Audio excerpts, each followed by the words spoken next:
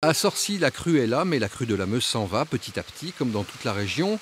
Des chercheurs de l'Université de Strasbourg sont en observation sur la Moselle à Bainville-au-Miroir pour mieux comprendre le phénomène et savoir comment se dessine le cours d'une rivière.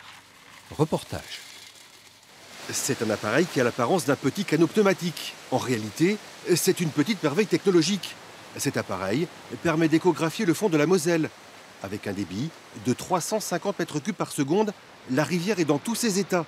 Pour observer le remue-ménage des sédiments, impossible d'utiliser une caméra. Tout se fait grâce à un micro qui pratique des mesures acoustiques.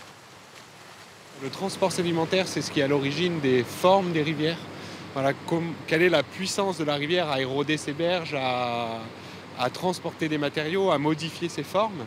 Et donc un des facteurs qui gouverne ces lois, c'est la quantité de sédiment qui est charriée. Parce que quand la rivière transporte du sédiment, elle est capable d'éroder des berges plus facilement que si elle n'en a pas.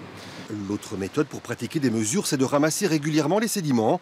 Captation puis observation à l'ancienne. Une étude très particulière qui va permettre là aussi d'anticiper les scénarios d'évolution de la rivière. L'enjeu est avant tout environnemental.